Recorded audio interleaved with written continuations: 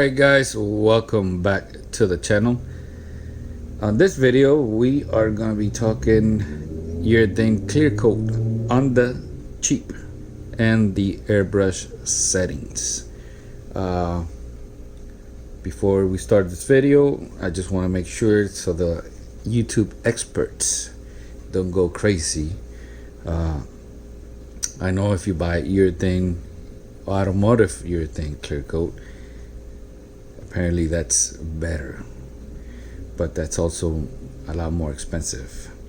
On this video, we're going to be talking about a workaround that, and where you're going to get very good results. So let's go to the other table and show you the products that I'm going to be using on this video. Alright guys, so a quick comparison here. We have the Minwax polyurethane clear gloss. Look at the nozzle. You can move that square piece depending on what angle you want the paint to come out. But you can see why it turns yellow, because it is kind of yellow. We have the Minwax Hellman Spar urethane, and this one is a lot more yellow, it's darker. We have the Urethane Ultimate Spar urethane, water-based. This thing is made by Rust-Oleum, as you can see there. I really had high hopes for this one, but as you can see, it's not clear. It's like a milky solution here, and this is because it's water-based. That's why it's like this. And we have the triple thick glaze Rust-Oleum. Look at this thing. It's like water, and this is straight out of the can. Now the problem with the Urethane, this type of nozzle is not very good to paint straight out of the can. It'll work, but it's not ideal. The Rust-Oleum comes with the regular nozzle. These I buy on Amazon, and they are specifically for Rust-Oleum cans. Get that tip, that way you can decan the paint.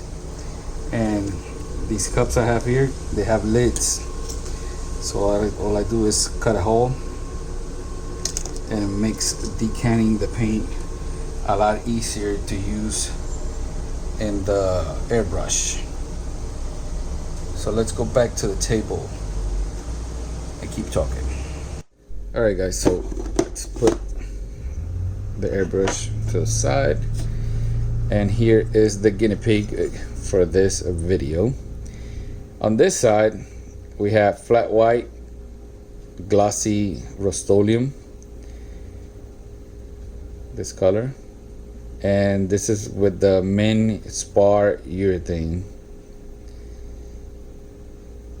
and straight from the can. As you can see, it gives you a very nice result even though you're shooting straight from the can.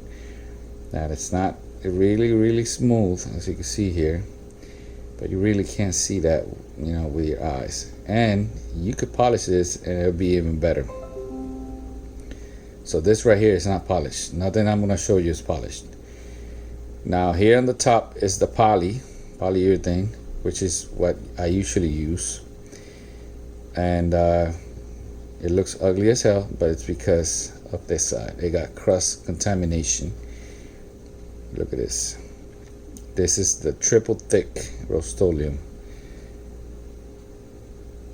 This thing comes out like crazy from the can, and you can see it here. Look at all that orange peel. So straight from the can, the triple thick, it's no bueno, no good. But you can see that the white paint is a lot brighter. Now the poly, like I said, that's the one I've always used. And from the comparison before, you saw that the poly is actually a lot more clear than the regular mint urethane. More about that pretty soon. Now here, look at this side. This is the triple thick shot with that cheapo $15 airbrush. Look at this thing. Look at this beauties. Beautiful and smooth. Very nice. The white, it's nice and bright. Look at the top. Here on the top, I shot the poly again. You can see it looks a lot better than here. But you can see the transition here from white to here where it's darker. So that's how dark the poly is. And then on this side, I tried out the water-based urethane straight from the can, and as you can see, it's not very good. Now I did bake the car, and that could probably be it, because you know water-based paint doesn't really like to be baked. But and of course the nozzle is not very good on that can either. So straight from the can, no good on this side. Triple thick from Airbrush, awesome. Awesome results. I'm very impressed. Very, very impressed. Now, check this one out. Spectraflame orange with their black trim, and it has a triple thick via airbrush. Now you can still see the little specks on the casting because I did not do a zinc plating on this. I just polished it, but you can see how good that clear coat looks on top of that Spectraflame. Look at that. Now the base, I did the poly, which is the one I usually use, over flat black, so you can see how good that looks. Now I removed the chrome before I painted. I removed the chrome using the blue Easy Off. I left it in there for like a day, but that leaves like a gluey residue. It's hard to take out, so I just quick did a flat black, and then I did the poly. Let me get another car so I can show you. And of course, this car used to be like this. This is the Dodge Charger 500. See how the base was chrome. On this one we did the black trim. Nice real riders. And this is my other test subject. This has this is gold Spectraflame, and it has the water base urethane through the airbrush, but it didn't want to go through the airbrush. I had to thin it down using alcohol. Since it's water based, I figured alcohol would work, and it did work. But I find that it's not as shiny. It's not as shiny as the triple thick, and I didn't really bake it that long, just because, you know, what happened with the dairy delivery. But don't mind this. This happened a long time ago. I was testing something out. But here it is. So if you already have a can of the water base, then I guess so. Other than that, don't buy it. It's really not worth it. Now, this is the latest airbrush I bought. I have two the same, and this thing works beauty for me. It's a dual action, cheapo $15 airbrush. I have the quick disconnect here, and basically the only settings that you have to worry about. One, if you see when it gets stuck like this, sometimes you have an airbrush that it doesn't want to lift, right? So you pull back, you relieve the tension, and then you try it. See how it goes up and down smooth now? The problem is here. You relieve the tension by turning this, which is the part that's touching this other part right here, until you get it to quickly go up and down. Now when the airbrush is dry, it will tend to do this. What I usually do before starting to paint is I throw in a little bit of airbrush cleaner down here, and that lubricates everything, and it works smoothly. Another thing with this cheapo airbrush that I do, I polish the needle. You see how beautifully chromed out that is? Just be careful, don't hurt yourself with this, but important to get good paint through the airbrush. Polish this and this part over here.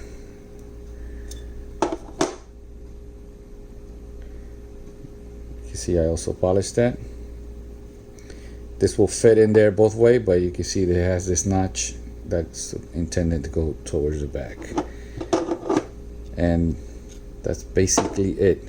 Now this is a little tricky to get back in there, but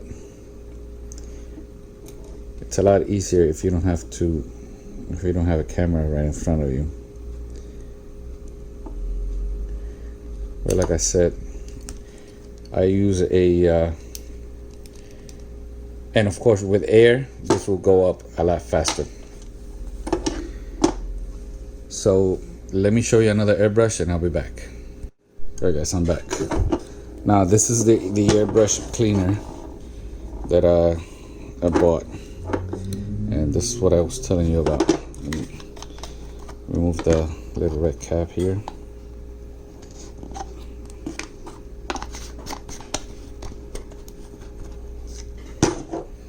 So before I start painting, this is what I do. I just dab a little bit in there, and you can see that it starts working a lot better. See?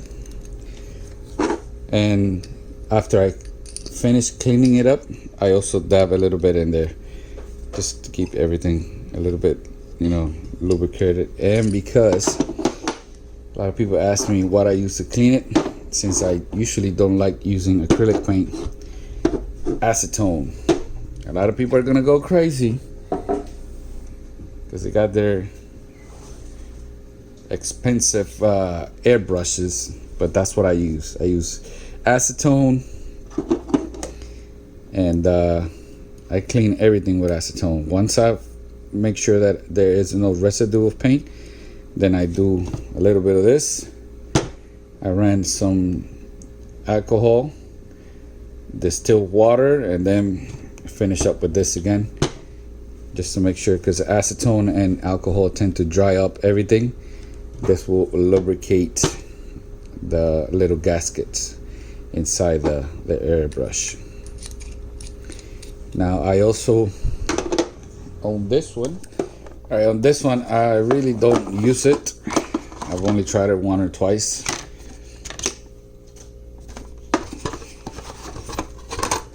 I bought it thinking to use it when let me get more lights in here, because of a small cup, and I bought it thinking that I would use it whenever I was gonna paint like small details, like black out a hood or something like that.